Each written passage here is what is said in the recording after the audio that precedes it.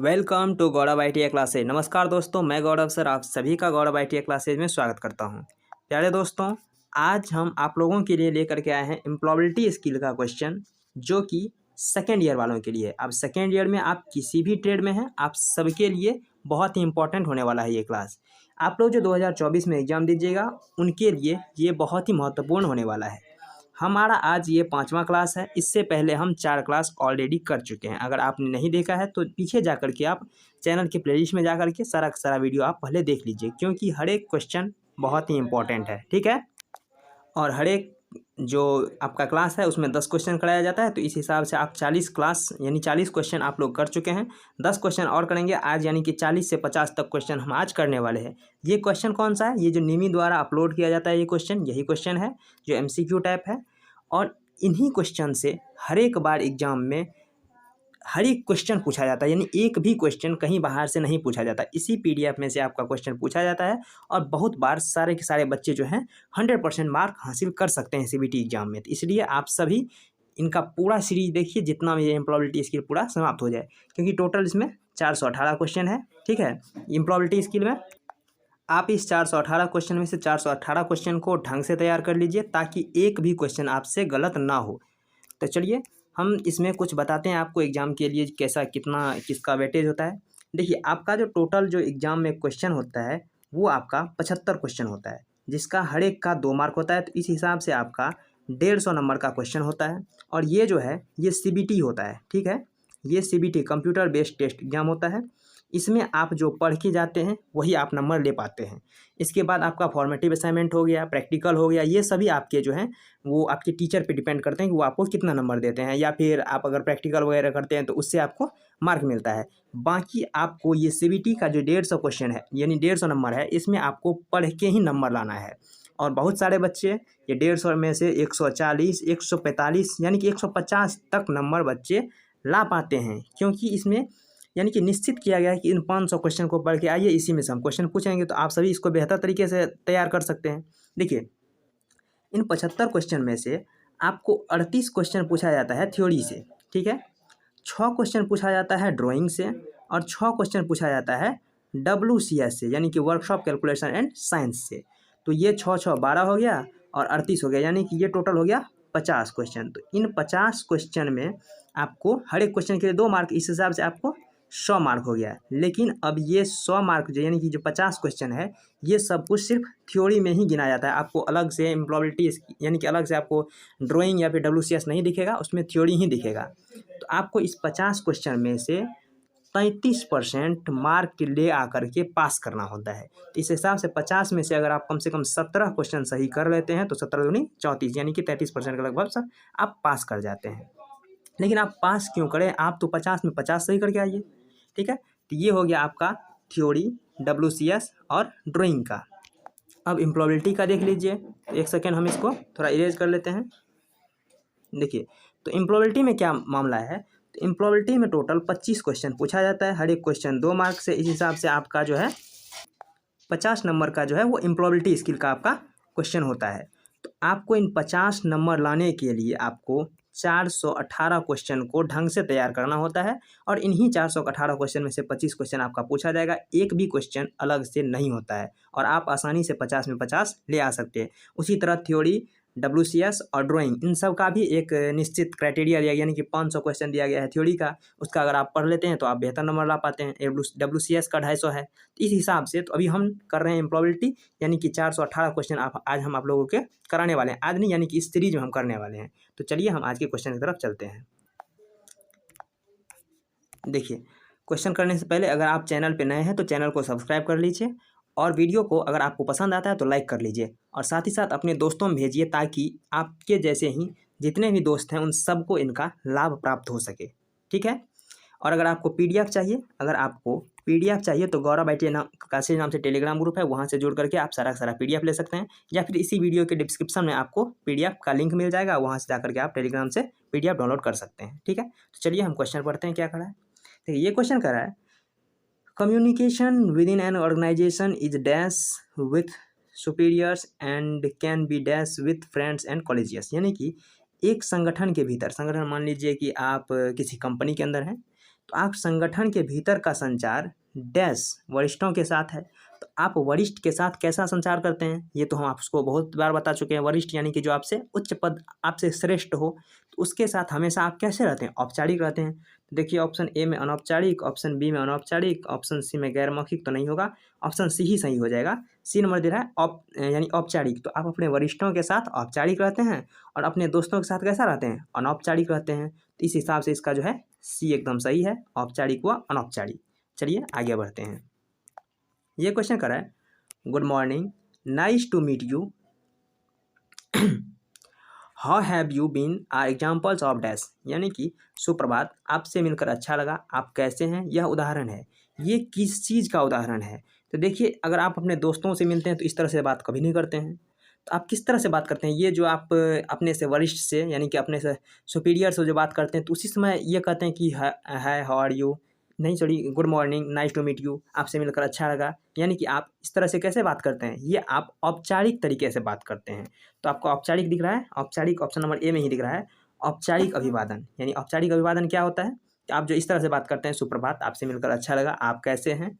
तो इस तरह का जो बातचीत होता है वो औपचारिक अभिवादन होता है। और औपचारिक और अनौपचारिक से लगभग अभी तक में कम से कम 20 क्वेश्चन तो आप लोग को मिल गया होगा। हमें अब नहीं लगता है कि आप औपचारिक और अनौपचारिक में किसी भी प्रकार से आप कंफ्यूज होते होंगे, ठीक है। तो इसका right answer option number A हो जाएगा, औपचारिक अभिवादन। जबकि बी अनौपचारिक कर रहा है, वरिष्ठ संगठन नहीं होगा, ठीक है। तो इसका right answer option number A है। चलिए नेक्स्ट क्वेश्चन कर रहा है, writing emails, letters, memos, order, pending form, minutes, contrast proposal and quotations are example of dash workplace communication. इसे आप हिंदी में समझिए। देखिए ईमेल, पत्र, मेमो, ऑर्डर, फॉर्म भरना, कार्यवृत्ति, अनुबंध, प्रस्ताव, कोटेशन आदि लिखना, ये यानी कि कौन सा कार्यस्थल संचार है। तो आपको ऑप्शन देखिए, अनौपचारिक है तो देखिए अगर आप पत्र, ईमेल वगैरह लिख रहे हैं तो अनौपचारिक तो नहीं होगा और ये मौखिक भी नहीं होगा। देखिए ऑप्शन नंबर बी और ऑप्शन नंबर सी जो है, इन दोनों में से ही कोई आंसर होगा। देखिए बी कह रहा है गैर मौखिक और सी कह रहा है औपचारिक। देखिए पत्र जो लिख रहे हैं ये तो औपचारिक ही लिख रहे हैं, और ये आप अगर लिख रहे हैं, मुंह से नहीं बोल रहे हैं, तो ये तो गैर मौखिक भी सही है। यानी कि ऑप्शन बी और सी इनका दोनों सही है। लेकिन निमी ने जो है, निमी ने इसका ऑप्शन नंबर बी को सही माना है। बी जिसमें लिखा है गैर मौखिक यानी कि पत्र लिखना। हाँ तो ये तो पत्र जो है वो अपना जो है मुंह से तो बोल के लिखते नहीं हैं, पत्र तो हम लिखते हैं यानी कि बिना मुंह से बोले हाथ से लिखते हैं। तो इस हिसाब से इसको जो है गैर मौखिक इसका सही आंसर है। तो इसका right answer option number B हो जाएगा। और इसी तरह का एक क्वेश्चन है जिसमें कि ऊपर तो सेम चीज़ ही लिखा है नीचे, लेकिन उसका औपचारिक आंसर माना है। देखिए तो याद कर लीजिए, इसमें ईमेल, पत्र, मेमो, ऑर्डर वगैरह हो, इसमें गैर मौखिक टिक करके आइएगा। और एक तो और है जो आगे हम दिखा रहे हैं लास्ट क्वेश्चन यानी कि दूसरा क्वेश्चन, उसमें देखिएगा क्या आंसर होता है। तो इसका right answer option number B हो जाएगा, यानी कि गैर मौखिक। इस दो क्वेश्चन में जो है थोड़ा सा कन्फ्यूजन है, तो इसको आप याद कर लीजिए। लेकिन निमी ने जिसको सही माना है उसी को आपको सही मानना है, तभी आप नंबर ले पाएंगे उससे, ठीक है। देखिए 44 नंबर क्वेश्चन का है, writing a leave letter is part of dash communication, यानी कि छुट्टी पत्र लिखना। जिस तरह से उस साइड ईमेल, मेमो वगैरह लिखना था, उसी तरह से छुट्टी पत्र भी लिखना होगा। इस हिसाब से इसका गैर मौखिक कार्यस्थल संचार होना चाहिए था। लेकिन निमी ने इसमें गैर मौखिक नहीं माना है, इसे माना है औपचारिक कार्यस्थल संचार। ऑप्शन नंबर ए जो है इसको सही माना है, बी सी को सही नहीं माना है। इसमें क्या है, औपचारिक कार्यस्थल संचार। तो छुट्टी लिखना सही है, औपचारिक भी है, लेकिन गैर मौखिक भी है। अगर उसमें आपने देखिए यहाँ पे अगर आपने गैर मौखिक माना है तो यहाँ पर भी गैर मौखिक मानिए, लेकिन नहीं माना है तो क्या कीजिएगा। 43 नंबर का जो है ये इसका बी सही है, गैर मौखिक ईमेल पत्र लिखना, और यहाँ पे जो है छुट्टी पत्र लिखना, ये औपचारिक कार्यस्थल संचार, यानी कि ऑप्शन नंबर ए सही है इसका, ठीक है। ये दो क्वेश्चन है ऐसा जिसमें आप कंफ्यूज हो सकते हैं, तो याद रखिएगा इसमें कैसा क्या बात है, ठीक है। चलिए आगे देखते हैं क्या कर रहा है। यहाँ से आपका इंग्लिश ग्रामर का क्वेश्चन शुरू हो जाता है, और इंग्लिश ग्रामर को अगर इंग्लिश में ही पढ़ाया जाए तो सही रहेगा। हिंदी में उसका पढ़ना बहुत ही मुश्किल हो जाता है, यानी हिंदी में आप उसको आंसर फाइंड ही नहीं कर पाएंगे, ठीक है। देखिए क्या कर रहा है, please be informed that the annual staff meeting has been dash to be dash on the 1st November, यानी कि इसको कह रहा है कि हमें इन्फॉर्म करिए जो स्टाफ मीटिंग होने वाला है कब, 1 नवंबर को, तो उसके बारे में। तो देखिए इसमें जो रिक्त स्थान है इसमें क्या होगा, देखिए please be informed that the annual staff meeting has been dash, तो डैश यानी कन्फर्म, ठीक है।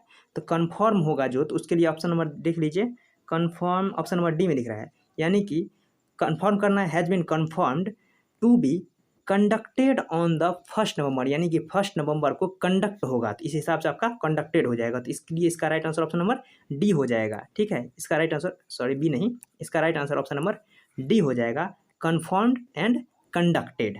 तो इसका right answer option number D है। चलिए, अब जिसका इंग्लिश बैकग्राउंड अच्छा होगा तो उसके लिए तो कोई दिक्कत है नहीं, लेकिन जो हिंदी मीडियम से हैं उसके लिए क्या करेंगे, तो ये जो इंग्लिश ग्रामर का क्वेश्चन है 4-5 क्वेश्चन आपके एग्जाम में आएगा ही आएगा, इसलिए नहीं होता है तो आप याद कर लीजिए और क्या कर सकते हैं। ठीक है, हम तो कोशिश करते हैं समझाने के लिए जहाँ तक हो सके। ठीक है, चलिए 46 नंबर क्वेश्चन कह रहा है, Reena has dash to leave to for 2 days to dash her cousin's wedding, she has dash the letter to the supervisor. तो देखिए अंतिम क्वेश्चन देखिए, the letter to the supervisor, तो लेटर को सुपरवाइजर क्या करेगा, सबमिट करेगा, तो सबमिटेड। तो ऑप्शन नंबर सी और डी में जो है सबमिटेड दिख रहा है, तो ए और बी तो अपने आप कट गया। अब इन दोनों में कौन सा सही होगा, देखिए रीना हैज प्लान्ड, यानी रीना ने पहले क्या किया, प्लान किया, तो प्लान्ड यानी पहले कर चुकी है वो, तो प्लान्ड हो जाएगा। तो प्लान्ड ऑप्शन नंबर डी में दिख रहा है, तो इसलिए इसका right answer option number D हो जाएगा। अब देखिए इसको सेट करके देखते हैं,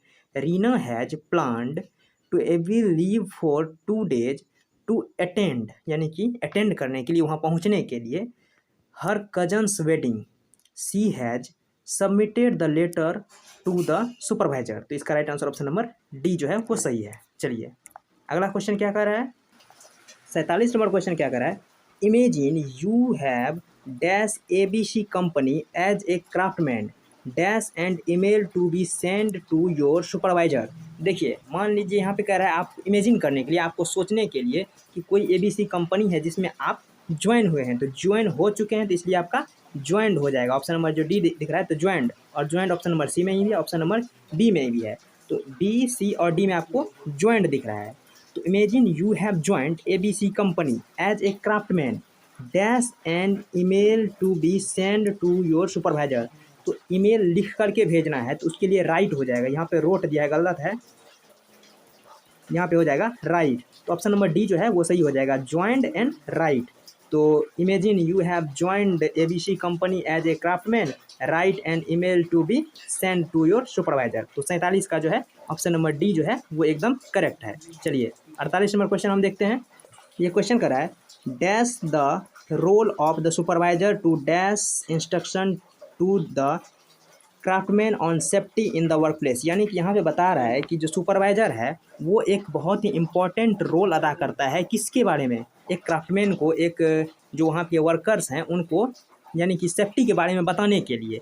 तो रोल क्या करते हैं, रोल प्ले करते हैं, तो यहाँ हो जाएगा प्ले। तो ऑप्शन नंबर सी में दिख रहा है, play the role of the supervisor to give instruction to the craftsman on safety in the work place. यानी कि यहाँ पे कह रहा है कि रोल प्ले करता है कौन, सुपरवाइजर, किसके बारे में, इंस्ट्रक्शन देने के लिए, यानी कि इंस्ट्रक्शन देते हैं किसके बारे में, वर्क प्लेस सेफ्टी के बारे में। तो इसका right answer option number C जो है वो एकदम सही है। चलिए ये अब देखिए 49 नंबर क्वेश्चन कह रहा है, dash a note to be dash to the newly recruited craftsman about safety.